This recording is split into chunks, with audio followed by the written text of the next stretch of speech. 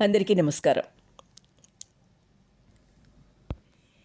గీతమ్మ కథల ప్రపంచానికి స్వాగతం.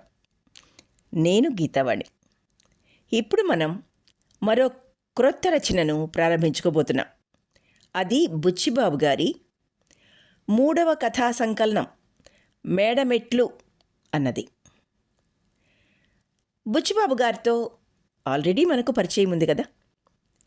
ఆయన కథల్లో సహజమైన సజీవమైన పాత్రలు నిజాయితీగా దర్శనమిస్తాయి కదా.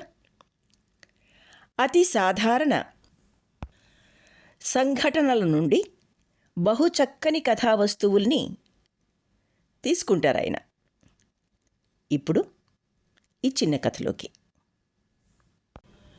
వెనక చూపు ముందు నడక. ప్రారంభం. బుచ్చిబాబు గారి కథలు ప్రారంభం. రచనకు పూనుకున్న స్త్రీలు 2 అపరాధాలు చేస్తారు. పుస్తకాల సంఖ్య పెంచడం, స్త్రీల సంఖ్య తగ్గించడం. కొంత లోకజ్ఞానం, అనుభవం, ఊహ, తార్కిక శక్తి ఇవి రచనకు కావలసిన పరికరాలు. ఇవన్నీ స్త్రీలకి లేకపోలేదు. మానసికంగా భౌతికంగా మనకంటే తక్కువగా కనబడే వారి పట్ల ఆదరాభిమానాలు సానుభూతి చూపగలం. మనకంటే అధికులైన వారి పట్ల అసూయ చూపడం సహజం. అందుచేత మానసికంగా సమానులైన స్త్రీ పురుషుల మధ్య ఆకర్షణ సన్నగిల్లుతుంది. పురుషుల ఆకర్షణ మెప్పు సంపాదించడం కోసం ఇన్నాళ్ళు స్త్రీలు అబలలుగా అమాయకులుగా నటిస్తూ ఆరాధించబడుతూ శీలానికి సహనానికి ఏకాగ్రతకి పేరుపడ్డారు. ఈ లక్షణాలు పురుషుడు అన్వేషించే ఆదర్శంగా ప్రపంచ చరిత్రలో స్థిరపడినాయి. రచన ద్వారా కొందరు పురుషులు తమ ఆధిక్యతని ప్రకటించుకుంటూ వచ్చారు. ఈ రంగంలో స్త్రీలు పోటీ పడితే పురుషుడు హర్షించడు అని తెలుసుకొని స్త్రీలు రచనకి పూనుకోవడం లేదు అనుకుంటాను. రచయిత్రి అనగానే పురుషుడికి వేళాకోళంగా ఉంటుంది. రచయిత్రిని మెచ్చుకోవడంలో కూడా తమ ఆధిక్యతని ప్రకటించుకుంటున్నారు మగవాళ్ళు. అందుకనే నేను రచనకు పూనుకోలేదు. మా వారికి చదివే అలవాటు లేదు. వారు ఏ సమయంలో ఏ ఆలోచనలు సాగించేది నాకు తెలుసు. కానీ తెలియనట్లు కనబడతాను. వారు అంతే. నా ఆలోచనలన్నీ వారికి బాగా తెలుసు, కానీ తెలియనట్లు కనబడతారు. మా అన్యోన్యానికి ఇదొక కారణం అనుకుంటా. వివాహం నెగ్గాలంటే ఈ రకం నటన కాస్తంత అవసరమేమో. విడివిడిగా పుట్టాం, విడివిడిగా వెళ్ళిపోతాం. అవతల వారి వ్యక్తిత్వాన్ని కుతూహలంతో కెలికి మడ్డి చేసి పిల్ల అలల్ని లేవదీసి దూరంగా ఉన్న ఆ రాతి మీద వాటి తలలు పగలగొట్టుకుని గాయపడేటట్లు చేయడం ఎందుకు? మళ్ళీ ఆ గాయాలకి స్త్రీలే కట్టుకట్టాలి. ఆ గాయాలకి స్త్రీలే కట్లు కట్టాలి. అంతమాత్రం చేత వ్యక్తిగతమైన అనుభవాలు లేవని కాదు. మరొకరితో, ముఖ్యంగా పురుషులతో పంచుకోవడానికి వీల్లేని అనుభవాలు ఉంటాయి. అలాగే పురుషులకిను. ఇప్పుడు అలాంటి ఒక అనుభవం గురించి చెప్తాను. మా వారి తాలూకు ఒక అతనికి పెళ్లి సంబంధం వచ్చింది. పిల్లను చూడటానికి మా వారు నన్ను వెళ్ళమన్నారు. ఆ ఉదయం ఎక్స్ప్రెస్లో బెజవాడ ప్రయాణం. సెంట్రల్ స్టేషన్కి వచ్చేటప్పటికి 8 అయింది. ఫస్ట్ క్లాస్లో ప్రయాణం చేసే హోదా ఉన్నా స్వంత పనుల మీద వెళ్ళినప్పుడల్లా మేము సెకండ్ క్లాస్లో వెళ్ళడం మామూలు. ఫస్ట్ క్లాస్లో వ్యక్తులు ఉద్యోగరీత్యా పెద్దలైనా పిన్నలైనా రైలు పెట్టెలోకి ఎక్కగానే అదొకలాగైపోతారు. ఎవరితోనూ మాట్లాడరు. ఏదో చదువుకుంటూ దీర్ఘంగా ఆలోచిస్తూ లైట్లు ఫ్యాన్లు కిటికీల విషయంలో తమ హక్కులు కాపాడుకుంటూ డాబుగా ప్రవర్తిస్తారు. అది చూసి అవతల వారు కూడా మరింత డాబుగా వ్యవహరిస్తారు. సెకండ్ క్లాస్లో బోల్డంత కాలక్షేపం. ఇందులో ప్రయాణం చేసేవారు కాస్తంత సంస్కారం గల మధ్యతరగతి వారు. వారి సంభాషణలు వింటుంటే లోకం పోకడా, వ్యక్తుల వింత మనస్తత్వాలు తెలుస్తాయి. కాలక్షేపం అవుతుంది. 3వ తరగతి మరీ గందరగోళంగా ఉంటుంది. ఉమ్ములు, చిరుతిండ్లు, తిట్లు, తుమ్ములు, దగ్గులు, పచ్చి పచ్చిగా అర్థం తెచ్చుకొని ఒత్తిడి జీవితానికి నక్కలు. 2వ తరగతిలో ప్రపంచానికి, కళకి చిహ్నమైన లయ, క్రమం ఉన్నాయి. ప్రజాస్వామ్య సిద్ధాంతం 2వ తరగతిలో వ్యక్తమైనట్లు మరెక్కడా కాదేమో. మా నౌకరు రాయన్న సరంజామాతో మా పెట్టె దగ్గరలో ఉన్న 3వ తరగతిలో సర్దుకున్నాడు. ఓ అమ్మాయిని కూడా ఆ పెట్టెలోకి ఎక్కించాడు. పిల్లాడిని ఎత్తుకున్న ఆమెని సరిగ్గా చూడలేదు. మా సెల్లెలండి, తెనాలి ఎడుతూ ఉంది. నాకు నవ్వొచ్చింది. రాయన్న కూడా ఈ ప్రయాణం పేరిట స్వంత పనులు చూసుకుంటున్నాడు. మా వారు నేను 2వ తరగతి పెట్టెలో ఎక్కాం. పెట్టె నిండా జనం ఉన్నా వారిలో చాలామంది వీడ్కోలివ్వడానికి వచ్చిన వారే గనక కొందరు లేచి నాకు జాగా చూపారు. హోల్డాల్ సగం విప్పి మా వారు కూర్చోమన్నారు. మా వారికి వ్యవసాయ శాఖలో పెద్ద ఉద్యోగం. ఆయనతో పాటు కొందరు స్నేహితులు, ఉద్యోగులు స్టేషన్కి వచ్చారు. ప్లాట్ఫారం మీద నిలబడి మాట్లాడుకుంటున్నారు. ఇంతలో గార్డ్ విజిల్ వేశాడు. కలకలం బయలుదేరింది. తెచ్చిపెట్టుకుని డోక్కున్నట్లు ఇంజన్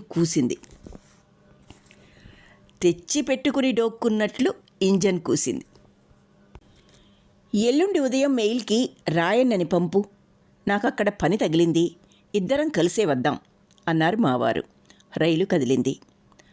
కాళ్ళు, చేతులు, భుజాల రాపిడి, తలుపులు వేయడం, అత్తరు పరిమళం, బొగ్గు వాసన, చేతి రుమాళ్ళు ఊపడం, కిటికీల నుంచి సగం సగం కనబడే వ్యక్తులు, దూరమైపోతున్న ప్లాట్ఫారం, పరిచయమైన ప్రపంచంతో సంబంధం తెగినట్లు పట్టాలు మార్చిన కుదుపు, పాత ఊహల్ని, జ్ఞాపకాలని చెదరగొట్టే రైలు ఊడి, ఇవన్నీ నన్ను ఏకాంతమైన ఊహా ప్రపంచంలోకి చేర్చాయి. రైలు నడిచే క్రమానికి మన ఆలోచనలు, భావాలు, వాంఛలు ఒక క్రమాన్ని పొందుతాయి. వ్యక్తిత్వానికి ఒక ఆకృతి ఏర్పడుతుంది.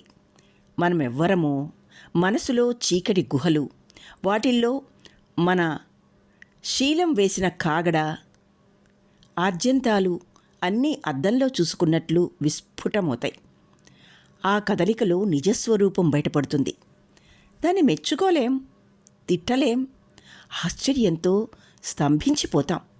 ఈ స్థితి నిద్రలోకి జారుతుంది. రైలు నిలిచింది. ముందుకు వంగి చూశా. ఇంకా సిగ్నల్ ఇవ్వలేదు. ఏవో మరమ్మతులు జరుగుతున్నాయి.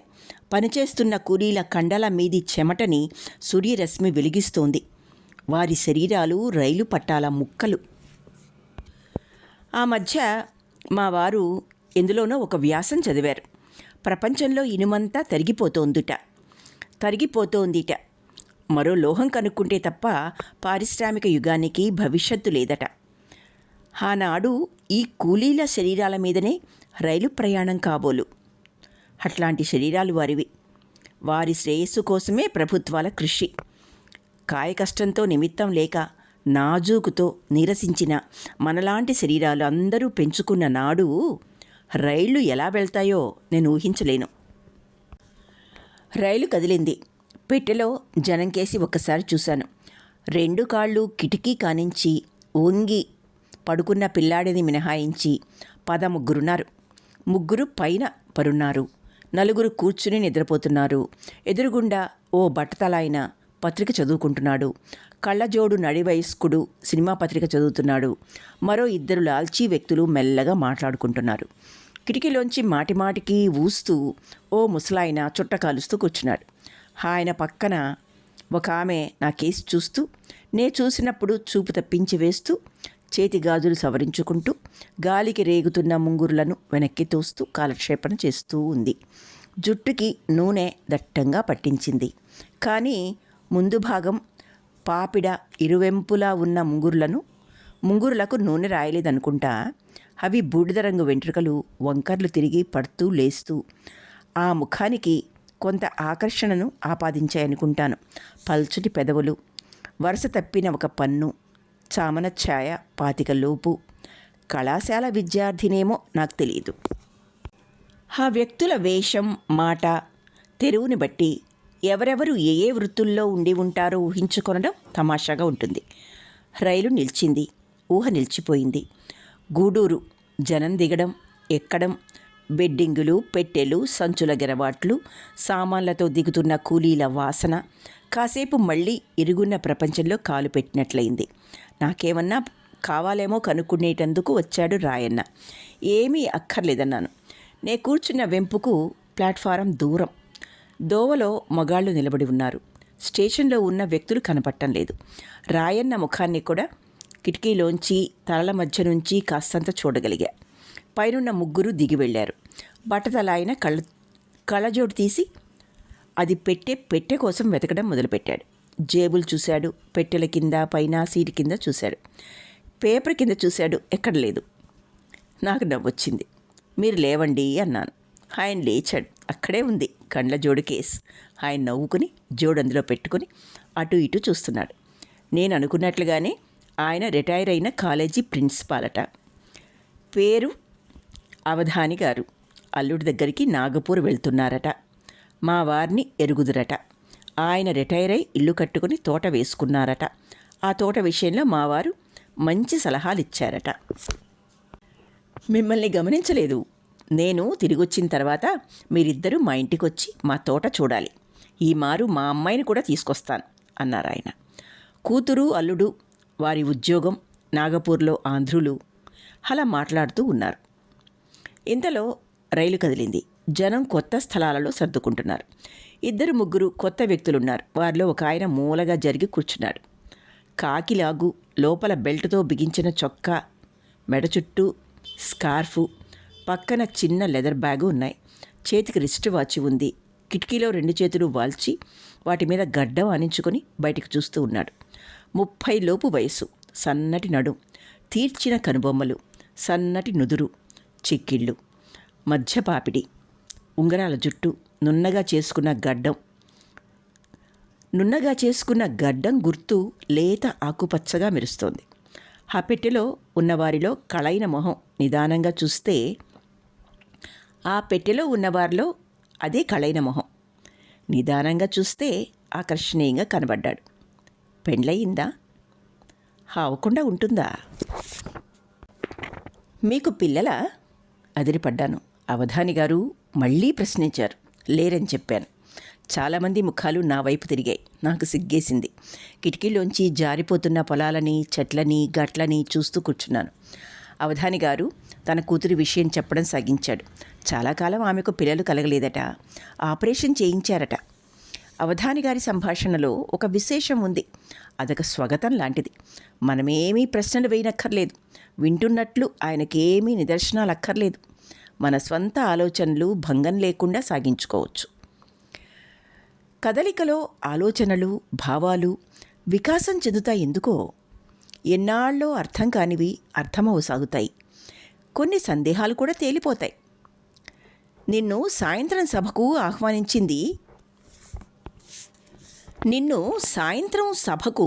ఆహ్వానించింది రాజయ్య, ఆయన భార్య అని మా వారు 7 ఏడాది క్రితం అడిగిన ప్రశ్నలో ప్రాశస్త్యం ఇప్పుడు బోధపడింది. బేసిక్ స్కూలు విద్యార్థుల తోట పెంపకం పోటీ బహుమతులు ఇవ్వవలసిందిగా ఉన్నతోద్యోగి రాజయ్య నన్ను ఆహ్వానించాడు.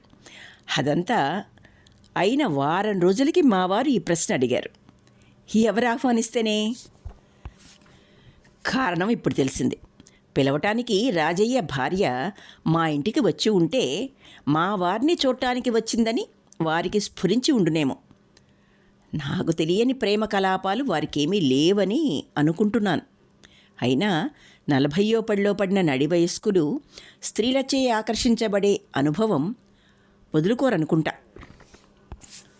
ఈ అభిప్రాయాన్ని పురుషులు గనక ఖండిస్తే స్త్రీ హృదయం ఎంత రహస్యమైనదో పురుషుడి హృదయము అంత రహస్యమైనదే అన్న నిర్వచనానికి ఆక్షేపణ ఉండనక్కర్లేదు.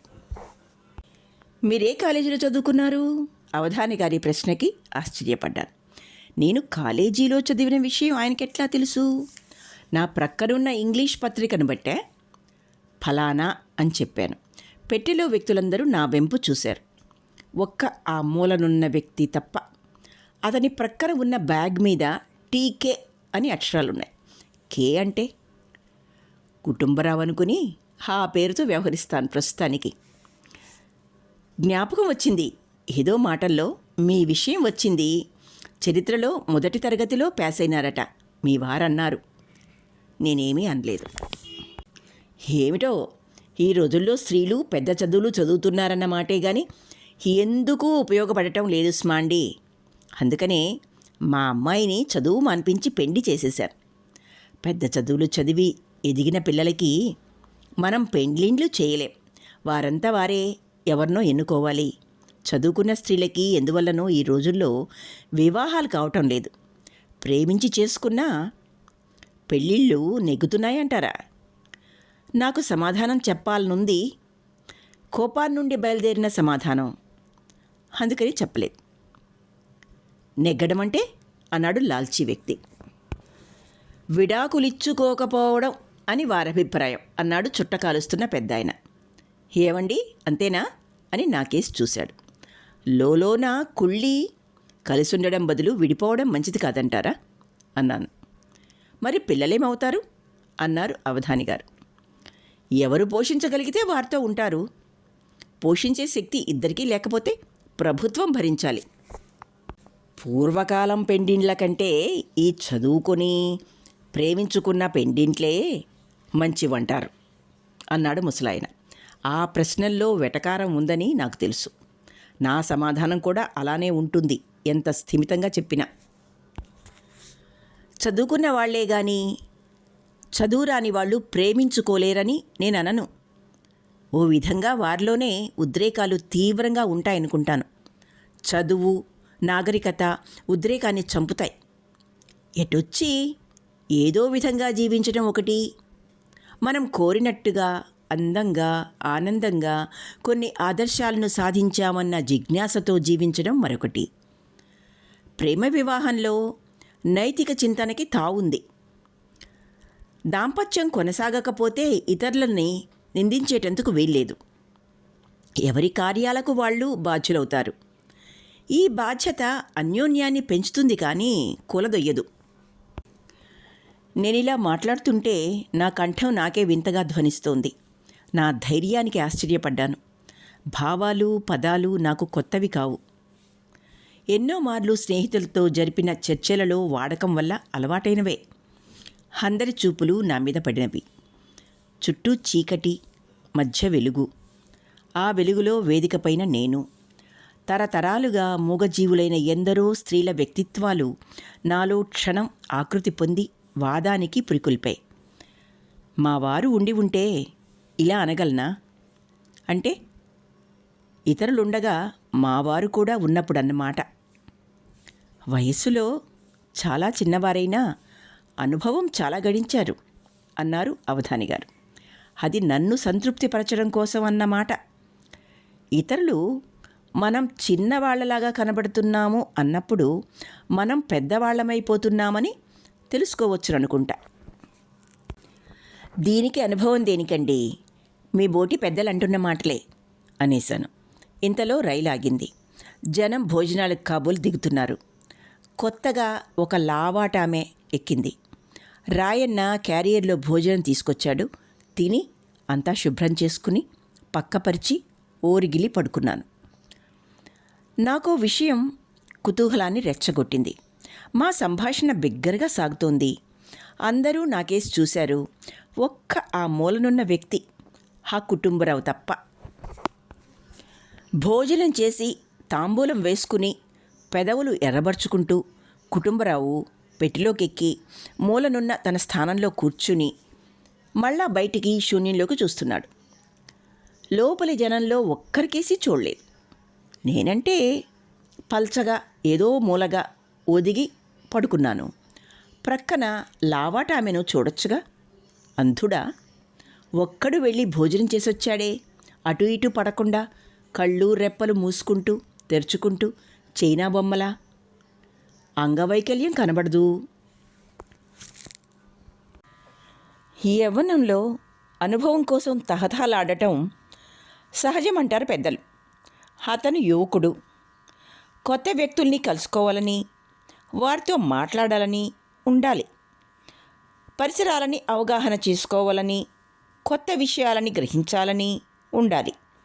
స్త్రీల పట్ల ఎంత కుతూహలం కనబరచాలి?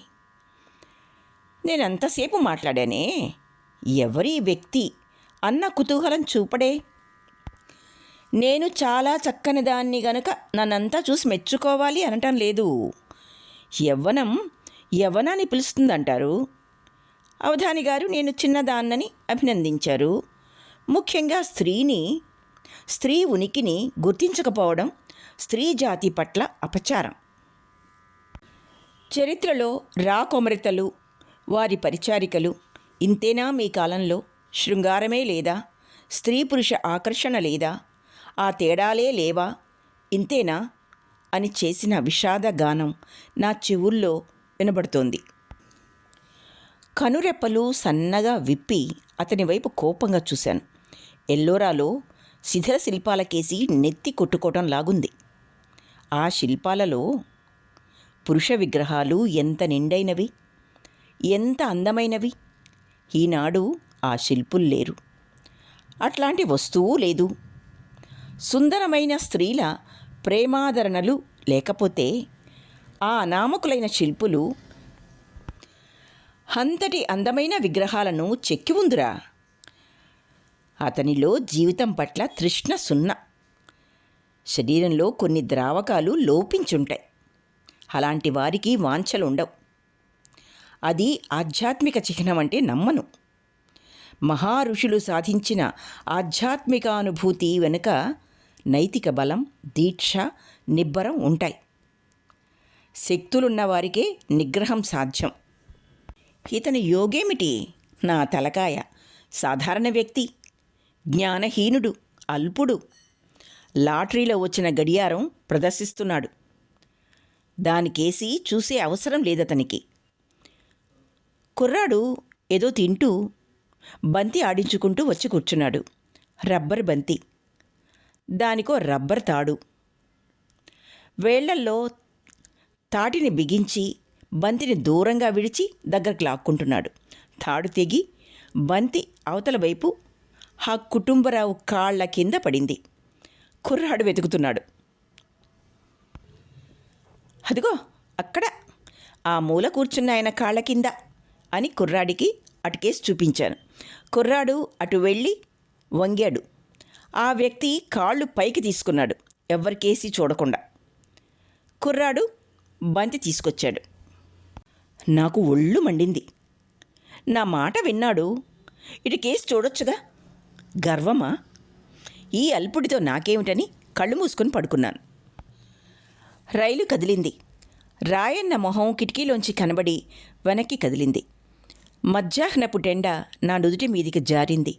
దుమ్ము, బొగ్గు కణాలు ఎండలో కదులుతూ చిరాకు కలిగిస్తున్నాయి. చీర కొంగు జుట్టు మీద నుంచి బిగించి నుదుటి మీద కప్పుకున్నాను. పెట్టెలో అలజడి లేదు. కొందరు జోగుతున్నారు, కొందరు శూన్యంలోకి చూస్తున్నారు. కుర్రాడు మాత్రం బంతిని టపీ టపీ నేల మీద కొడుతున్నాడు.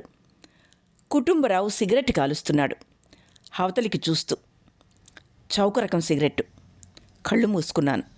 జ్ఞాపకాలు, రైలు కదలిక, లయలు కలిసిపోయాయి. ఎంతసేపు అయిందో తెలీదు. నిద్రపోయానేమో. రైలు ఒక్క కుదుపుతో నిలిచింది. లావాటామె నా మీద పడింది. లేచి కూర్చున్నాను. కుర్రాడు నవ్వుతున్నాడు. కుదుపుకి అవధాని గారు కూడా లేచాడు. సామాన్ సర్దుకుంటున్నాడు. ఇంకా స్టేషన్ రాలేదు, రెక్క వాల్లేదు అన్నాను. కళ్ళజోడు కేసు కనిపించడం లేదు అన్నాడు అవధాని గారు. కథల్లో చెప్పుకునే మతిమరుపు అయ్యవారిలా ఉందండోయ్ మీ కథ అన్నాను. ఆయన నవ్వాడు. మరి నేను అయ్యవారినేగా. ఇంతకీ జోడు మీ కళ్ళకి తగిలించలేదులేండి. ఒకసారి లేవండి. లేచాడు. దుప్పటి కింద ఉంది. ఏమిటబ్బా గుచ్చుకుంటోంది అని గంట నుంచి ఆలోచిస్తున్నా. తాళం చెవా, పర్సా, పొడుంకాయ? నవ్వుకున్నాడు. ఒక ప్రొఫెసర్ గారు పరీక్ష చేయించుకోవడానికి డాక్టర్ దగ్గరికి వెళ్ళాడుట. నాలిక చాచమన్నాడుట డాక్టర్. చాచాడుట. దాని మీద 2 అణాల స్టాంపు అంటుకుని ఉందట. ఇక్కడుందా స్టాంపు? ప్రొద్దున్నుంచి వెతుకుతున్నా అన్నాడట. పెట్టెలో జనం నవ్వారు, మూలనున్న కుటుంబరావు తప్ప. ఇంతలో ముసలాయన ఒక ప్రొఫెసర్ గారు పరీక్ష చేయించుకోవడానికి డాక్టర్ దగ్గరికి వెళ్ళాడుట. నాలిక చాచమన్నాడుట డాక్టర్. చాచాడుట. దాని మీద 2 అణాల స్టాంప్ పట్టుకుని ఉందట. ఇక్కడుందా స్టాంపు? ప్రొద్దున్నుండి వెతుకుతున్నా అన్నాడట ఆ ప్రొఫెసర్ గారు. పెట్టెలో జనం నవ్వారు, మూలనున్న కుటుంబరావు తప్ప. ఇంతలో ముసలాయన చుట్ట నోట్లో పెట్టి అగ్గిపెట్టి తీసి చూశాడు. పుల్లలు లేవు. అటు ఇటు చూశాడు. ఎవ్వరూ అగ్గిపుల్ల ఇచ్చినవారు లేరు. నేను మూలనున్న కుటుంబరావు కేసు చూపించాను. ఏమండి, అగ్గిపుల్ల ఇవ్వగలరా అన్నాడు ముసలాయన కుటుంబరావు భుజం తడుతూ. అతను పంట్లం జేబులోంచి తీసిచ్చాడు, ఇటుకేసి చూడకుండానే. నాకు అర్థం కాలేదు ఈ వింత ప్రవర్తన. మూసి ఉన్న స్థలాలంటే భయమా? మా వారు చెప్తుండేవారు, ఒక ఆయనకి మూసి ఉన్న స్థలాలంటే భయమట. తలుపులు మూసేసిన గదిలో కూర్చోలేడట. అదో మానసిక జాడ్యంట. కుర్రాడిని నాతో తీసుకురావాల్సింది. ఈ వెతుక్కోవటం తప్పేది. అందుకనే మన పూర్వీకులు పిల్లలో అని ఎదయ్యేది అన్నాడు అవధాని గారు. ఇంతలో లావాటామె అందుకుంది. ఆవిడ పేరు శేషమ్మట. తమ్ముడు పోలీస్ సూపరింటట. ఆమె భర్తకి పొగాకు వ్యాపారంట. ఎందుకొచ్చిన పిల్లలిద్దరు ఆడపిల్లలైతే పెళ్ళిళ్ళ కోసం తిరుగుళ్ళాట, మగపిల్లలైతే చదువులు ఉద్యోగాల కోసం దేవుళ్ళాట. పిల్లలు లేకుంటేనే స్వేచ్ఛ అన్నది శేషమ్మ. ఇంకా నయం, అందరూ ఈ స్వేచ్ఛ కోరితే దేశమేంగాను, అసలు సమాజమే ఉండదు. ఏమంటారు అన్నాడు అవధాని గారు నన్ను సంబోధించి. మర్చిపోయాను, మీకు సంతానం లేదు గనక శేషమ్మ గారి స్వేచ్ఛే నయమంటారు, అవునా? నేనల్లాగనను. పోషించలేని వారికి పిల్లలుండకూడదు అంటాను. ఆర్థిక పరిస్థితిని బట్టి కుటుంబం నిర్ణీతమవ్వాలి. అందుకని కుటుంబ పథకం అంటూ తయారు చేసి ప్రచారం చేస్తోంది ప్రభుత్వం. మన ప్రజలు మూఢాచారాలకు గురై అందులోని సూత్రాలని ఆమోదించినా ఆచరణలో మాత్రం పెట్టరు అన్నాను. నాకు ఈ విషయం ప్రస్తావించాలని లేదు. ఎందుకో ఆ క్షణంలో ధైర్యం వచ్చింది. పిల్లలు లేని స్థితిని సమర్థించుకోవటమా? మనస్సు చిత్రమైనది. మన ప్రవర్తన నమ్మకాలను సమర్థించేటందుకు ఎన్నో కారణాలను వెతికి పెడుతుంది. అయినా అవధాని గారు పెద్దాయన. తత్వాన్ని గూర్చి చర్చ గాని, ఇది తత్వాన్ని గురించి చర్చ గాని వ్యక్తిగతమైన వివాదం కాదుగా. కుటుంబ పథకం గురించి ఒక స్త్రీ మాట్లాడుతుందంటే పురుషులు విస్తుపోవాలి. మరి కుటుంబరావు ఇటు కేసు చూడడే, కుతూహలం కనపరచడే. అయితే సంతాన నిరోధం ప్రకృతి విరుద్ధం కాదంటారా అని మళ్ళా ప్రశ్నించాడు అవధాని గారు. మన నాగరికత, మన వేషభాషలు, ఆచారాలు, కట్టుబాట్లు ఇవన్నీ ప్రకృతి విరుద్ధం కాదంటారా అన్నాను. మా బాగా అడిగావమ్మా. గంపెడి పిల్లలతో 1000 ఏళ్ళు వర్ధిల్లు అంది శేషమ్మ. గంపలో పిల్లల్ని ఊహించి నవ్వుకున్నాను. అయినా ఈ ప్రశ్న మిమ్మల్ని అడగకూడదేమోలేండి. ఇంతకీ టైం ఎంత అయిందో అంటూ అటు ఇటు చూశాడు అవధాని గారు. నా చేతి గడియారం కేసి చూశాడు. నా రిస్ట్ వాచి మీద కుడి చెయ్యి ఆనించుంది. నా వాచి నిలిచిపోయిందండి అంటూ మూలనున్న కుటుంబరావు కేసి చూపించాను. ఏమండి, టైం ఎంత అయిందండి అన్నాడు అవధాని గారు కుటుంబరావు కేసి తిరిగి. అతను వెనక్కి తిరగకుండానే తన చేతిని బయటికి తీసి వాచీని ప్రదర్శించాడు. 4 దాటింది. నా మతిమరుపు, నేను భలేవాడినే.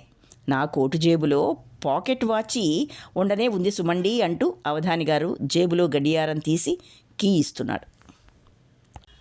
మతిమరుపు అయ్యవారిని గురించి మరో కథ ఉందండోయ్. 2 స్నేహితులు 3వ స్నేహితుడిని రైలెక్కించడానికి స్టేషన్కి వెళ్ళారట. తీరా రైలు కదిలిన తర్వాత అసలు వెళ్ళవలసిన ఆయన ప్లాట్ఫారం పైననే దిగబడిపోయాడట. ఇంకా ఇక్కడే ఉన్నారే అని స్టేషన్ మాస్టారు అడిగారట. వచ్చే రైల్లో నా స్నేహితులిద్దరూ దిగుతున్నారు, వారికి స్వాగతం చెప్పడానికి వచ్చాలేండి అన్నాడుట. అందరు నవ్వారు.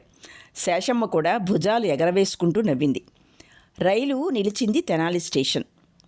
అవధాని గారు సెలవు తీసుకొని దిగాడు. చిల్లర సామాన్లన్నీ పోగు చేసి అవతలికి అందించాను. కుటుంబరావు తన బ్యాగ్ తీసుకుని ఎవ్వరికేసి చూడకుండా దిగాడు. పెట్టె ముందు నిలబడ్డాడు. అటు ఇటు చూశాడు. 10 అడుగులు ముందుకు నడిచాడు. వెనక పెట్టెలోంచి చంటిపిల్ల నెత్తుకొని నడుస్తూ వచ్చింది ఒక ఆవిడ. ఆమె ముందు ఉన్న బెడ్డింగ్ తీసుకుని కుటుంబరావు ఆమె గేటు వైపు నడిచిపోతున్నారు. గేటు దగ్గర జనం గుంపుగా నిలబడి ఒక్కొక్కరి టిక్కెట్ ఇచ్చి లోపలికి వెళ్తున్నారు. రాయన్న ఫ్లాస్క్ తీసుకుని కాఫీ తీసుకొస్తానని వెళ్ళాడు. గేటు దగ్గర గుంపు పలచబడింది. ఆ గుంపులో గుండా రాయన్న వెళ్ళాడు. సోడా వాళ్ళు, టీ వాళ్ళు నా పెట్టె ముందు పోగయ్యారు. జనం లోపలికి ఎక్కుతున్నారు. వారికి చోటివ్వడం కోసం లోపలికి వచ్చాను. కూలీలు పెట్టెలోంచి దిగారు. మళ్ళీ తలుపు దగ్గరికి వెళ్ళి గేటు దగ్గర జనం కేసి చూస్తూ నిలబడ్డాను. రాయన్న హోటల్లోంచి బయటకొచ్చి గేటు దగ్గర గుంపులో ఆగాడు. గంట కొట్టారు. గార్డ్ విజిల్ వేశాడు. జనం అటు ఇటు పరిగెత్తుతున్నారు. తలుపు దగ్గర నిలబడి ప్లాట్ఫారం పరకాయిస్తున్నాను. అప్పుడు కుటుంబరావు, పిల్లనెత్తుకున్న స్త్రీ వెనక్కి తిరిగి నాకేసి చూశారు. వెనక్కి నాకేసి చూస్తూ ముందుకు నడిచిపోతున్నారు. కుటుంబరావు పిల్లనెత్తుకున్నాడు. ఆ పిల్ల చెయ్యి పైకెత్తి పో పో అన్నట్లు ఆడిస్తోంది. కుటుంబరావు నాకేసి చూస్తూ నవ్వినట్లు స్ఫురించింది. ఆమె పెదవుల మీద కూడా చిరునవ్వు లాంటిది కనబడింది. రైలు కదులుతోంది. కుటుంబరావు నా వైపు చూస్తూ ముందుకు నడుస్తున్నాడు. ఆ నవ్వు, ఆ చూపు నా ఆంతరంగికంపై వెక్కిరింపు వ్యాఖ్యానంలా భీకరంగా కనబడింది. పరుగెత్తుకుంటూ వచ్చి రాయన్న ఫ్లాస్క్ నా చేతికి అందించాడు. నా చూపు గుండా గేటుకేసి చూస్తున్నాడు రాయన్న. నా చెల్లెలు దాని మొగుడండి, ఆర్మీలో చేరాడులేండి. కనకయ్య సెలవు మీదొచ్చి స్నేహితుల్ని చూడాలని 2 రోజులుండి గూడూరులో ఎక్కాడండి. మళ్ళీ వస్తాలండి బెజవాడలో అంటూ రాయన్న తన పెట్టెలోకి ఎక్కాడు. నిజంగా 2వ తరగతి పెట్టెలో ప్రజాస్వామ్యం తన స్వరూపాన్ని అద్దంలో మాదిరి చూసుకోవడమే కాకుండా తన తత్వానికి వ్యాఖ్యానాన్ని కూడా సమకూరుస్తుంది. వెనక చూపు ముందు నడక అన్న ఈ కథ సమాప్తమైంది. ఇక్కడితో బుచ్చిబాబు గారి మేడమెట్లు కథా సంకలనం నుండి గ్రహించిన వెనక చూపు ముందు నడక కథానిక పూర్తయింది. కథాసారం గ్రహించగలిగారు కదా. నేను అర్థవంతంగా ప్రజెంట్ చేయగలిగానా అని. మరో చక్కటి కథతో ఎల్లుండి మీ ముందుకు వస్తాను. ఆలకించినందుకు ధన్యవాదాలు.